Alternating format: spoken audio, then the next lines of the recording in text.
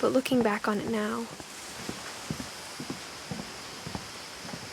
if she told me there was going to be so much climbing,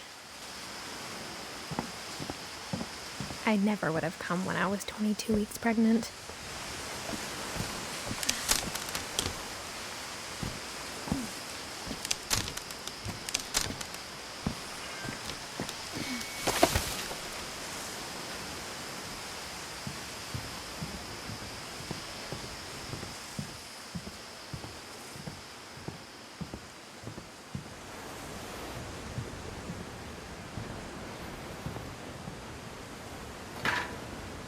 I never met Grandpa Sam, but I think he and my mom had a lot in common.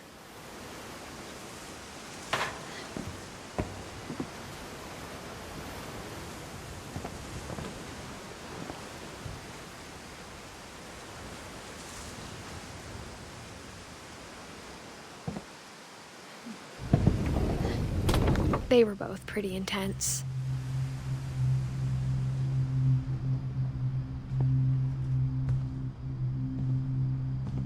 Sam spent his life shooting photos, but Mom said he got nervous being in front of the camera. I guess we're all afraid of something.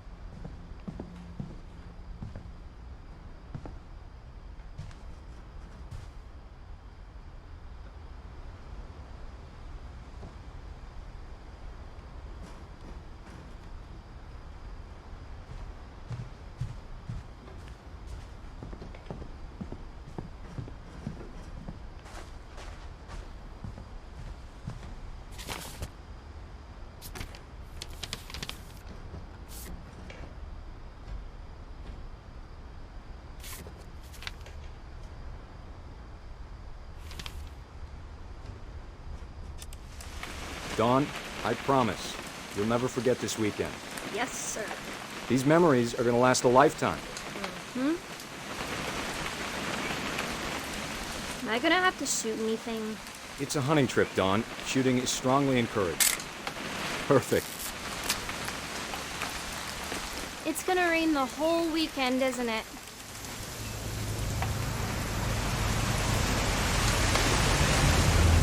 I will never forget this weekend, Dad. Okay, got it.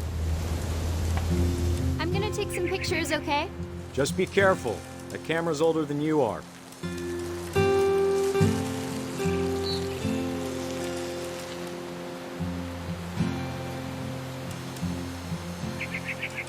You're right, Dad. It's starting to clear up. Still freezing, though.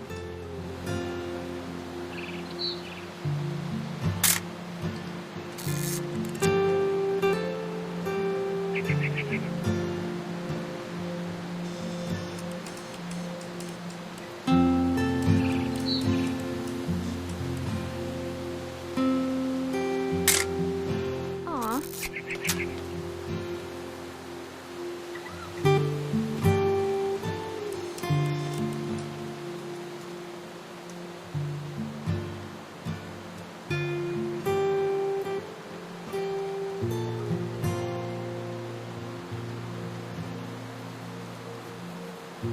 Definitely should not have drunk all that coffee.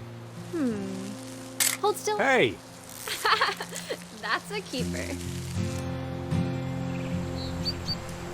I'm just saying, I'm not always gonna be here, Dawn. You'll need to remember this stuff, if you want to survive. I'll be fine, Dad. You know who else thought he was gonna be fine? Some guy who died. Dawn, I'm being serious. I know, Dad. You're always serious. Doesn't being out here make you want to chill out? Well, to tell you the truth, I haven't been out here in 20 years.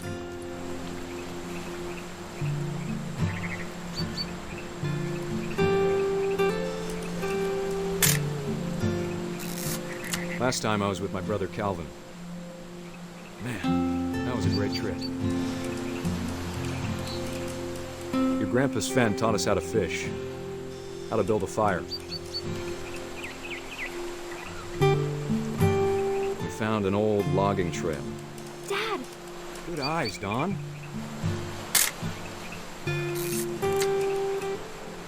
Before you take the shot, let me get a picture of it.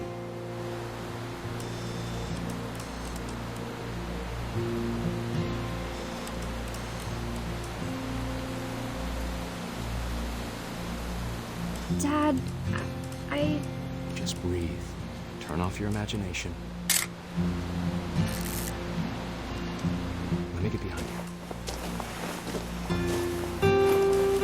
Do I have to do this? Dawn, you don't have to do anything. But if you want to survive... Great shot, Dawn!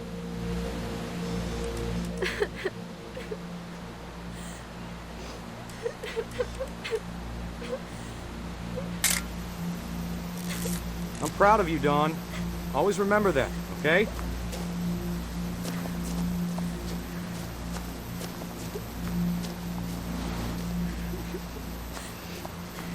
Dad, it's twitching. I think That's it's totally so- normal, Dawn. Just focus on the camera. Try not to think about... Dad!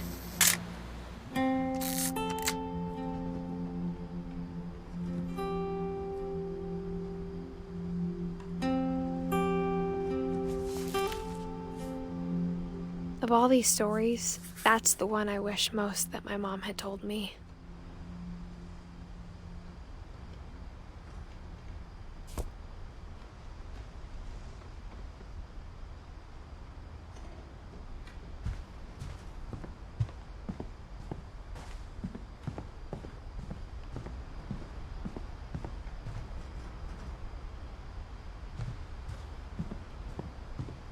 Instead of hiding from death, Sam seemed to go out of his way to meet it.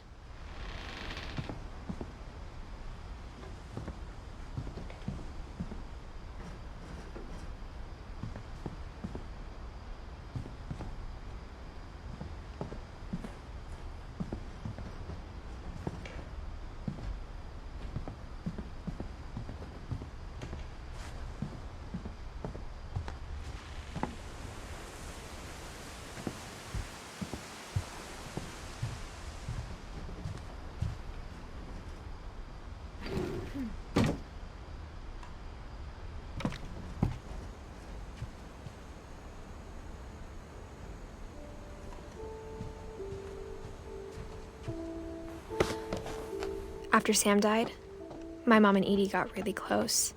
They'd both lost a lot.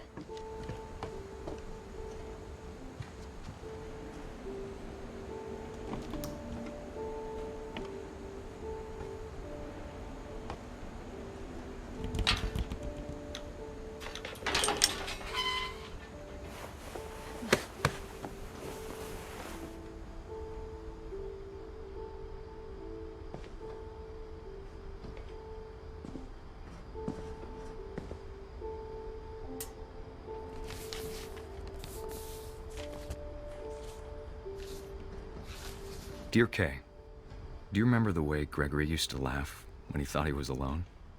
Like something funny was happening, but only he could see it.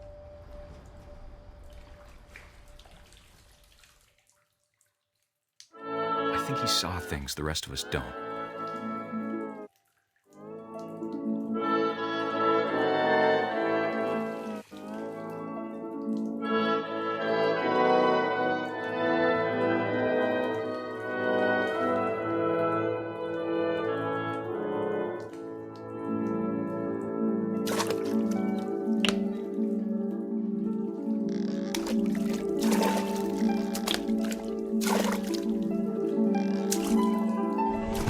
Over, Gregory. It's time to...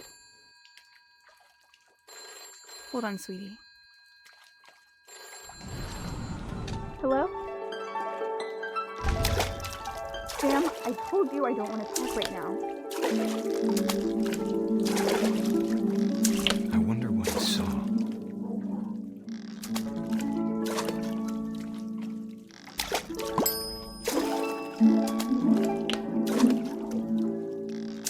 What his world was like.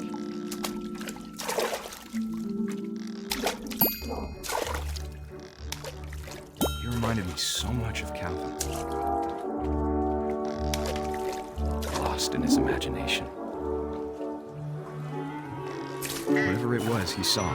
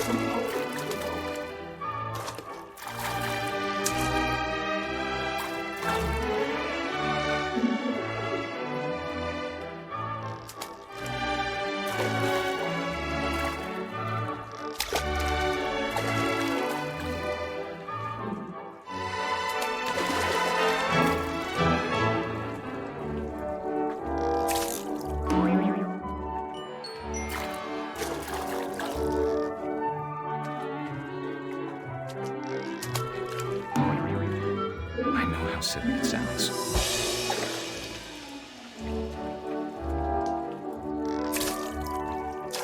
But I worried about a baby being too happy. But I could feel him slipping away. Sorry about that, Gregory. I know you did everything you could. Maybe if I hadn't called that night. Damn it. Hold on, I don't want Gregory to hear this.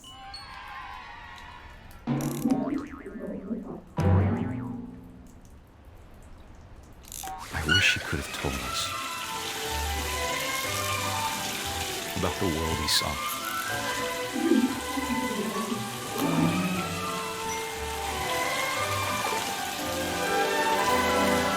There's so much I don't understand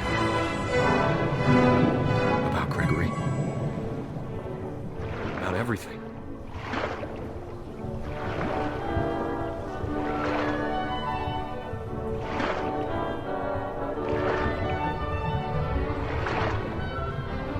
But I know what happened wasn't your fault.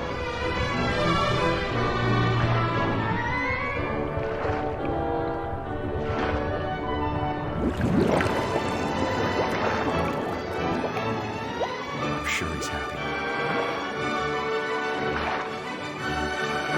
And he'd want you to be happy too. Good luck, Kay. Love, Sam.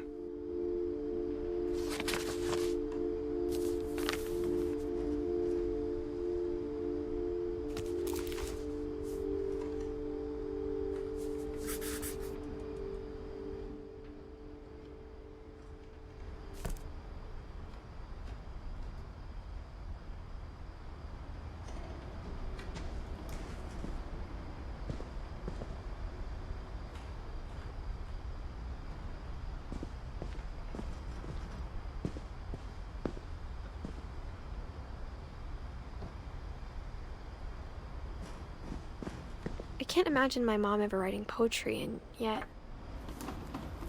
A poem for Gus, who always said the wedding was a bad idea. Our father never hit us kids, at least not very hard, before the day my brother said with teenage disregard that he'd be dead before he'd see a wedding in our yard.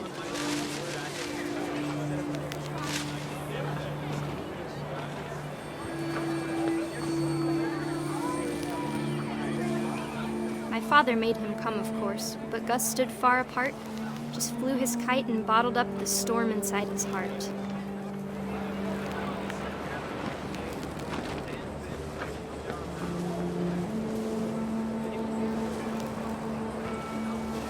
I tried to talk him out of it, but though he'd never met her, we don't need a stepmom, were the words that I now remember. pronounce you husband and wife.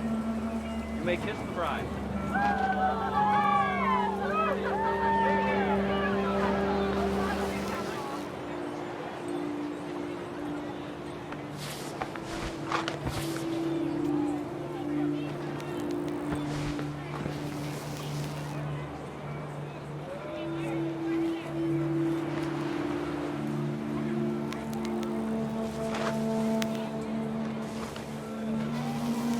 When the time for photos came, Dad ordered him to come here.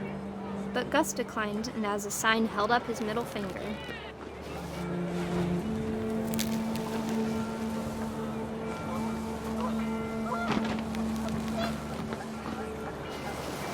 The wind picked up and panicked geese appeared and quickly went.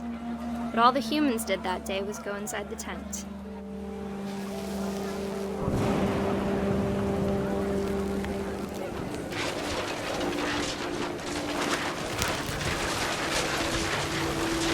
The rain came down in buckets then, but no one seemed afraid that nature might destroy the tent our dad had crudely made.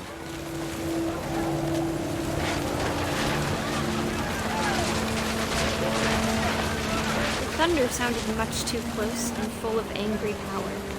But all my father said to this was, "Make the music louder."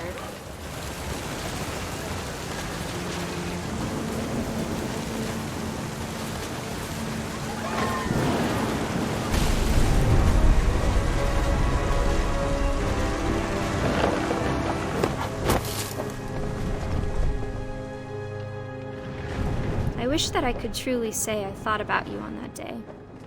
Out there on the beach alone, just you, the wind, the sea, and foam.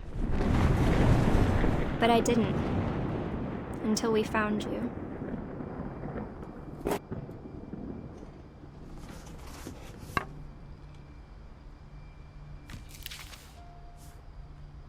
She never talked about him, but Mom told me once if I was a boy, they were going to name me Gus.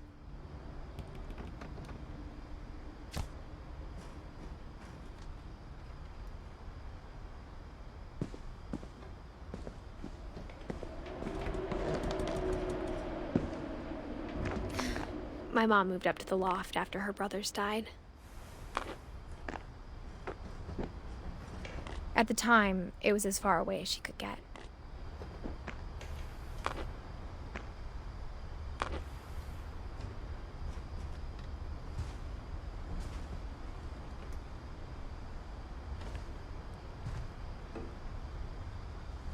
She spent a summer building houses in Calcutta, where she met my dad, Sanjay.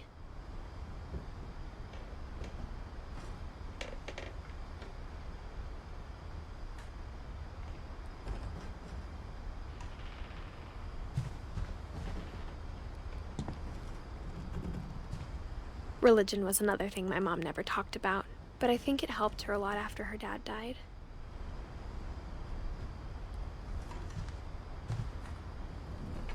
My mom moved to India a week after graduation and got a job teaching English. Louis was born a year later.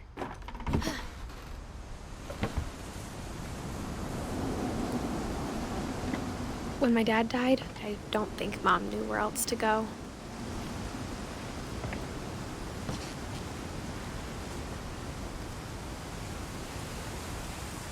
I'm sure Edie was happy to have her back.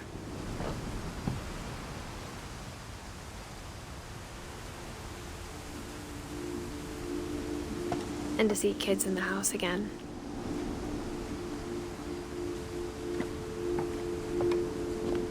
The house had to get a little bigger, but Edie was used to that.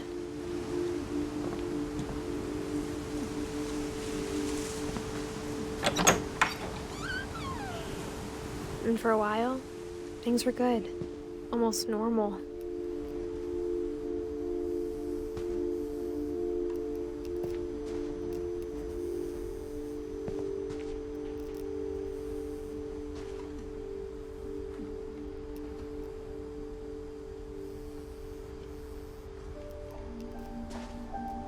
But it didn't last.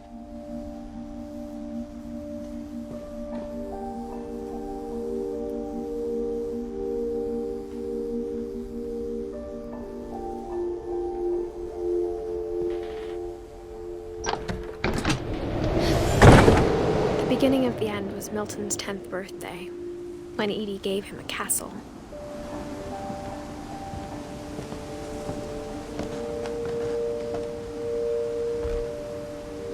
After Milton disappeared, the only thing he left behind was a room full of paintings.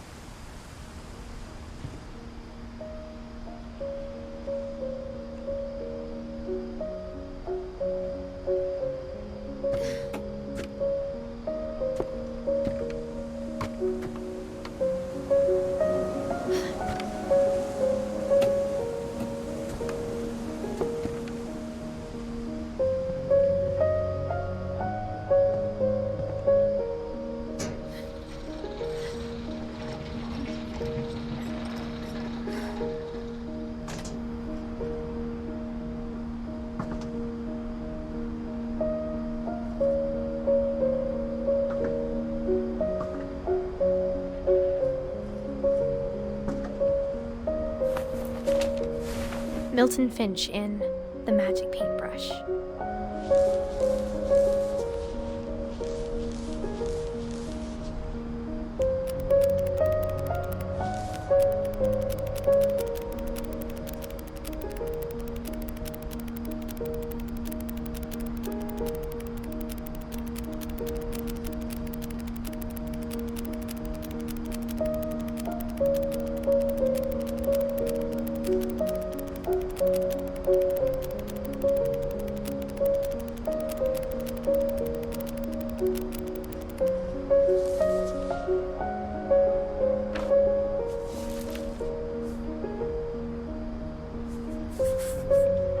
I was 4 when Milton disappeared.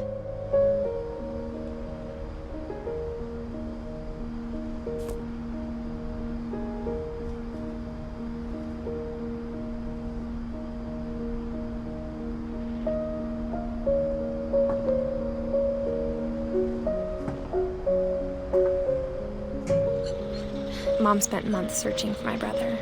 Then she sealed the doors.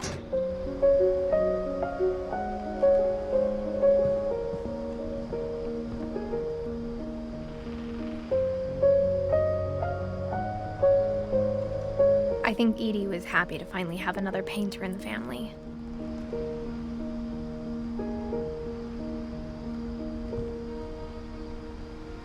Whatever Milton had found in the house, Mom didn't want it getting out.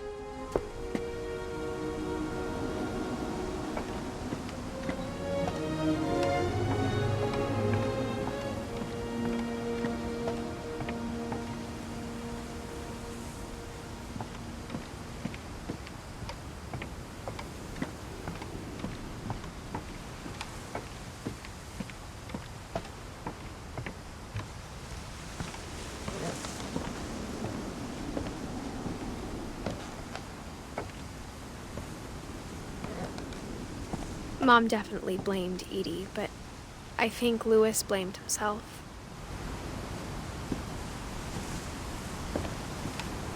After he graduated, he just spent more and more time in his room, until Mom got him a job at the cannery. Everyone always told me to stay out of Louis's room, except Louis.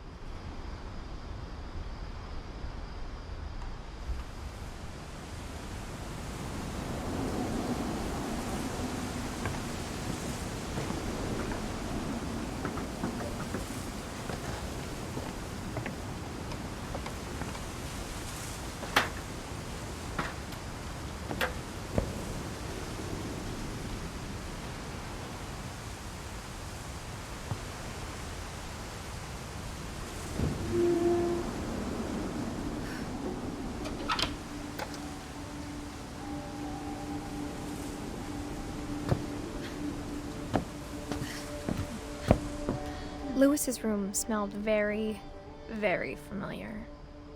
That part of him lived on.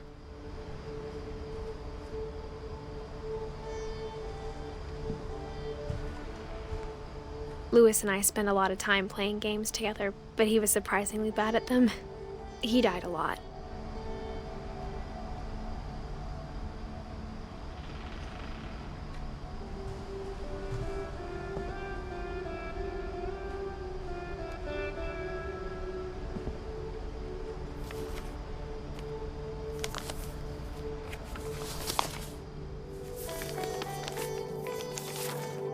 Dear Mrs. Finch, as Louis's psychiatrist, I can understand your desire for an explanation.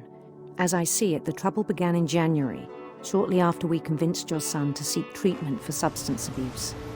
Newly sober, I believe Louis first noticed the monotony of his daily life.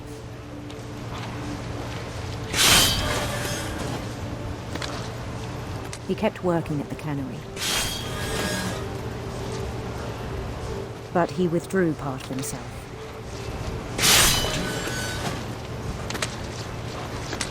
In our sessions, I saw the same behavior. His mind began to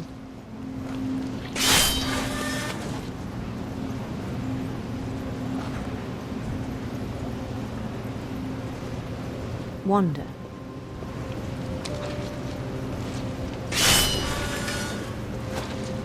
I asked him to describe it. He said he started small, imagining a labyrinth. He'd feel his way about. Then something moved. Bats. And toads. And things that have not names. He knew it was all in his head.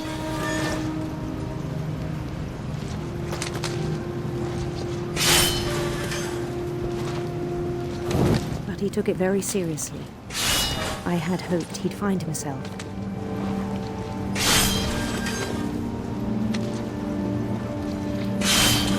But he found something more. I worried about him then, daydreaming at the cannery.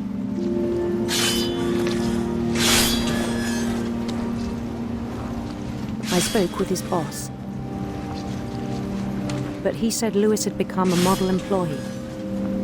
Methodical, tireless, focused. Like a whole new Lewis. So I let him go on.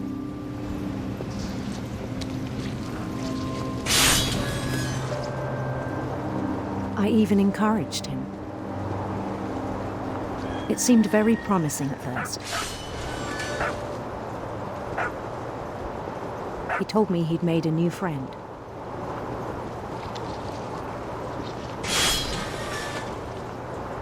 On the edge of a city he named Lewis Topia.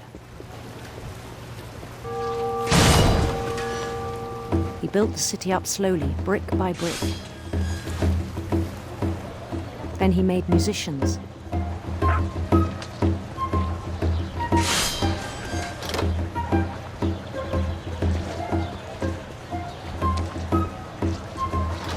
And songs for them to play.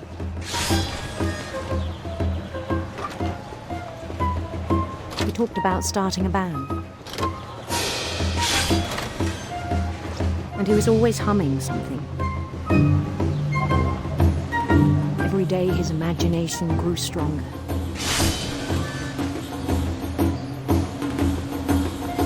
He no longer spoke at the cannery. But his chopping was as reliable as ever. Then one day it struck him that all the cheering crowds, even the stones under his feet, were all in his imagination. So he could do whatever he wished.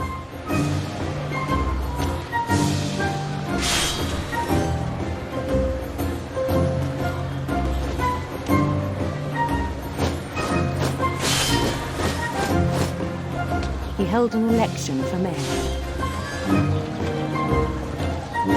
And he won. They begged him to stay, but his mind was already wandering. It became a game for him.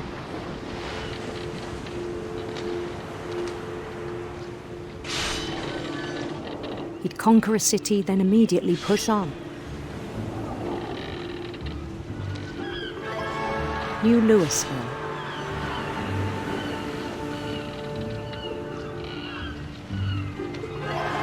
St. Louis. He started drifting away from our reality.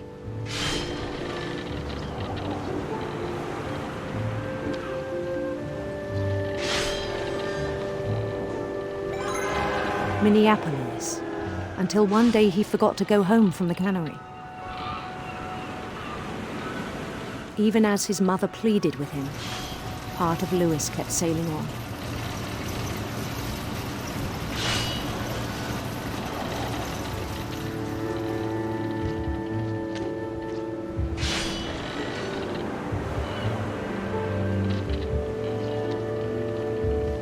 In Louisburg, he heard rumors of a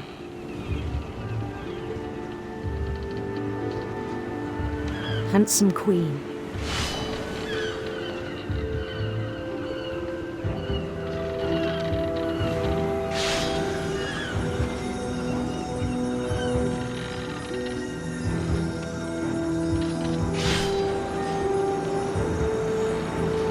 queen was on her own quest for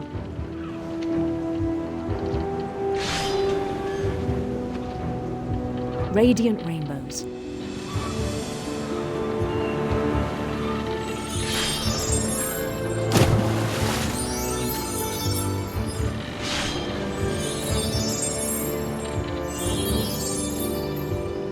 He followed the sound of her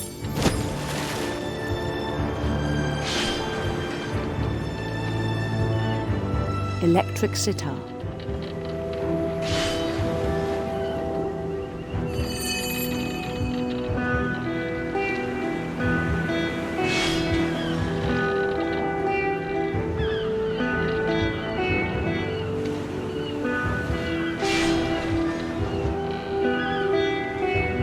His chase led him to a golden palace east of the sun and west of the moon.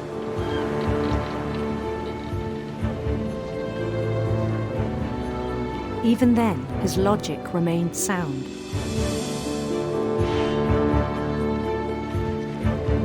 He knew the world was all in his imagination.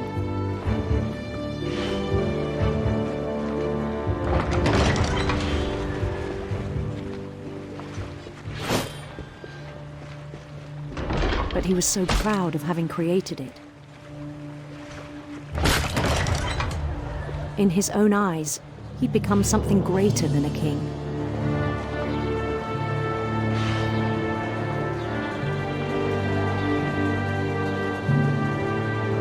For someone who'd never known success in the real world, I think it was overwhelming. And then it struck him that the real Lewis was not the one chopping salmon, but the one climbing the steps of a golden palace.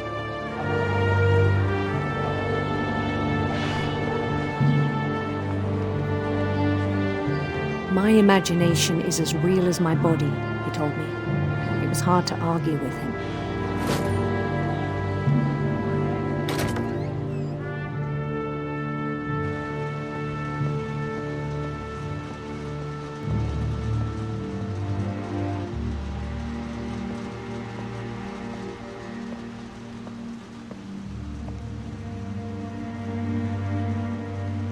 He began to forget the world we know.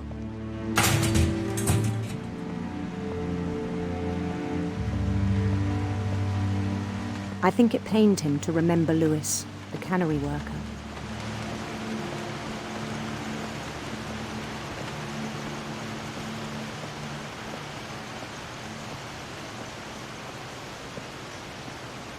He began to despise the man with a royal contempt.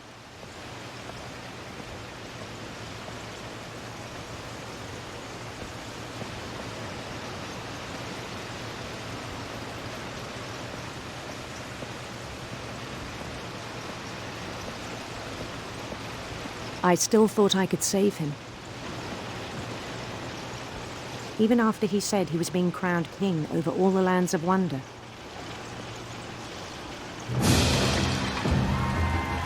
The palace would be packed with his companions.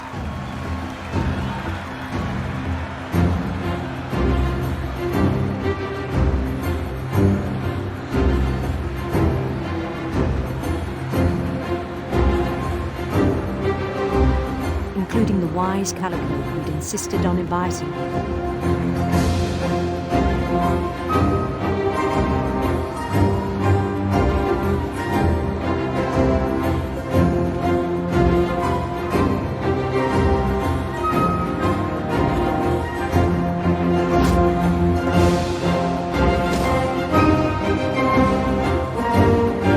His queen waited, holding his crown.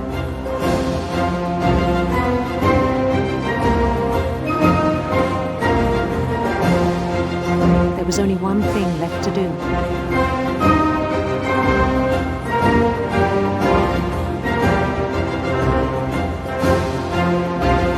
Bend down his head.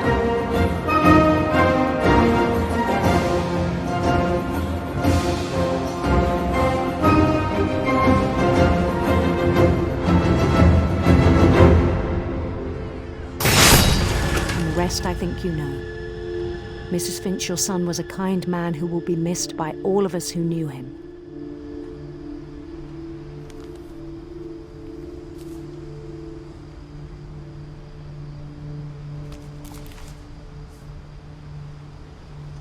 My brother was really cool. I wish you could have met him.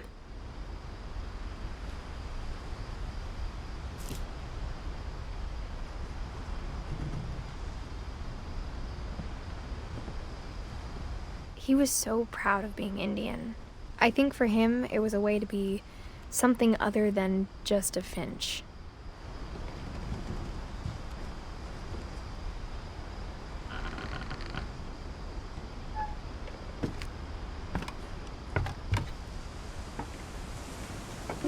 On the way back from Lewis's funeral, my mom told me to start packing. She waited until the day before we left to tell Edie.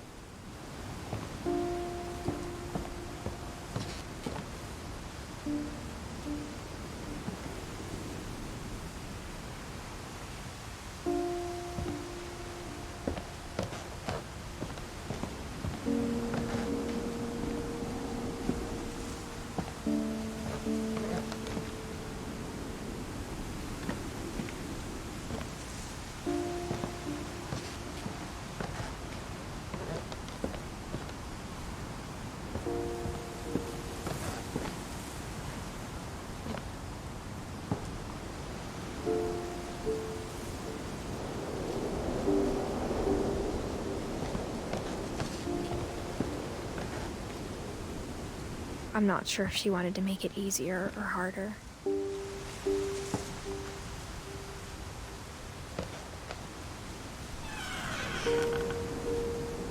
I wish we'd stayed.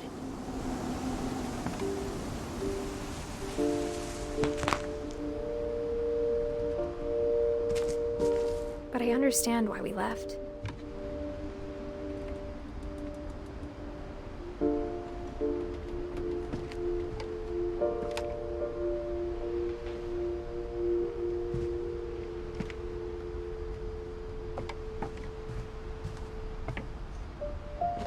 My mom ended up leaving everything behind.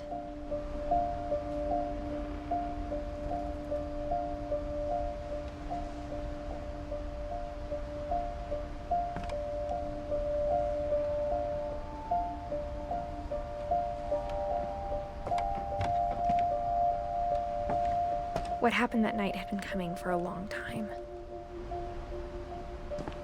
Maybe it should have come sooner.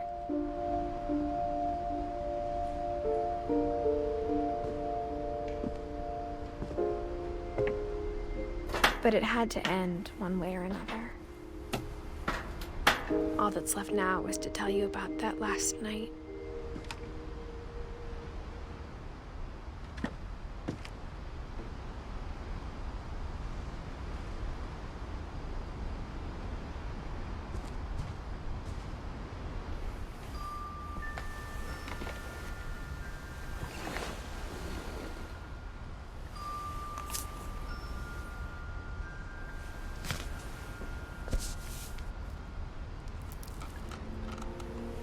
That whole last day, Edie just watched us pack and didn't say a word. Until supper, when she raised her glass and said, "To our final night together, and all our final nights apart." Grandma, you know what I said about alcohol. Some of your medications are very Edith, specific. I left a present for you in the hallway. Why don't you go open it? The grown-ups have to argue now. I'm sorry, you're right. We're all leaving tomorrow. Let's just enjoy our last... I'm not leaving. Edith, you're excused.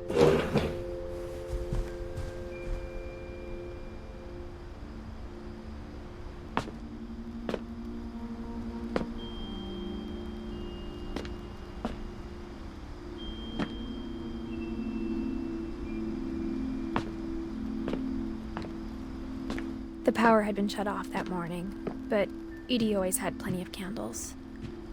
When my mom sealed the library, I don't think she knew about the other entrance. Or that Edie had a key to it.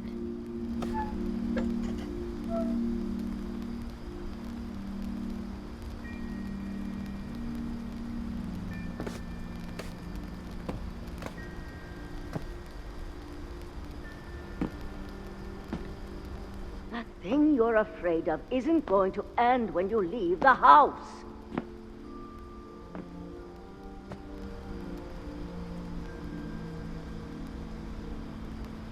Edith has a right to know these stories. My children are dead because of your stories. I think it's best if Edith and I leave tonight.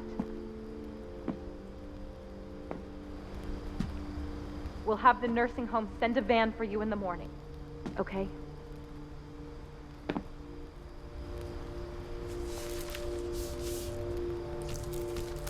Dear Edith, there's so many stories I wish I could tell you, but there's only time for one. This is about what happened on the night you were born. That night, the tide went way, way out. It was the first and last time I ever saw the old house aground. There'd been an earthquake out in the middle of the ocean. They called it the lowest tide in 1,000 years. God, it smelled awful. You know, I've seen that house every day of my life.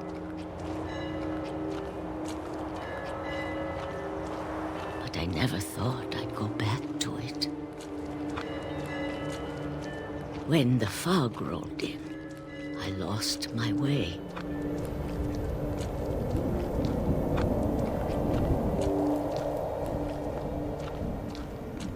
I got turned around.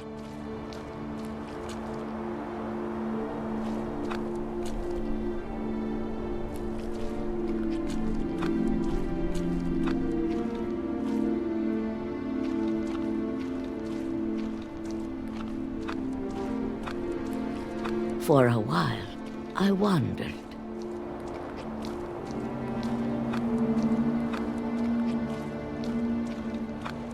I started seeing things.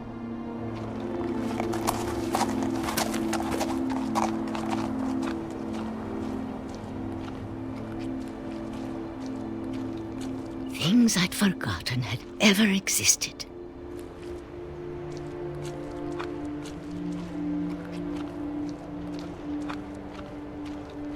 But when I saw them, they felt like old friends.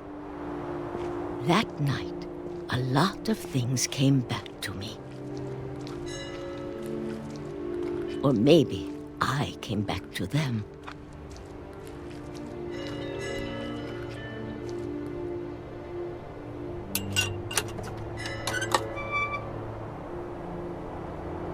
Things I can't explain, but that I need you to try and... Edith, what are you doing in here? It's mine. Edith! Mom, you're gonna rip it! Let go! I kicked and screamed, but Mom dragged me to the car. I never saw Great-Grandma Edie again. The next morning, the van came to pick her up, but she was already gone. After that, we moved around a lot.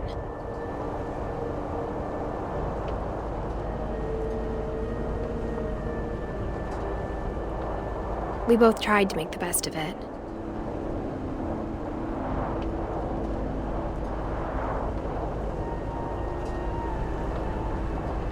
A few years went by.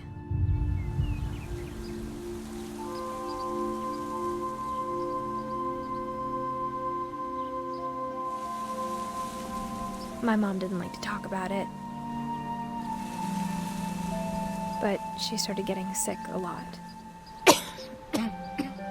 The rest happened pretty quickly.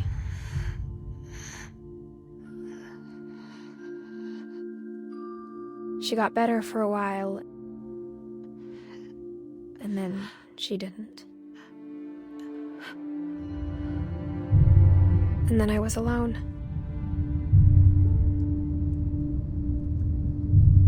The last Finch left alive.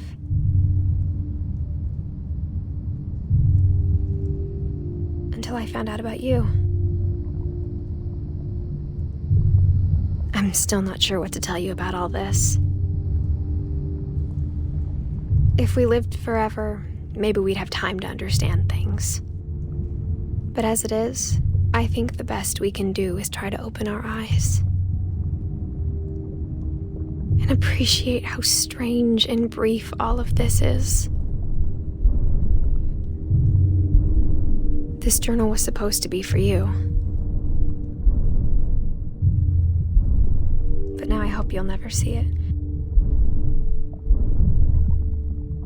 I just want to meet you. And tell you all these stories myself. But I guess if you're reading this now, things didn't work out that way.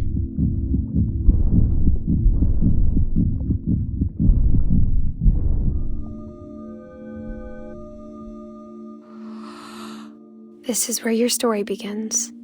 I'm sorry I won't be there to see it. It's a lot to ask, but I don't want you to be sad that I'm gone. I want you to be amazed that any of us ever had a chance to be here at all. Good luck.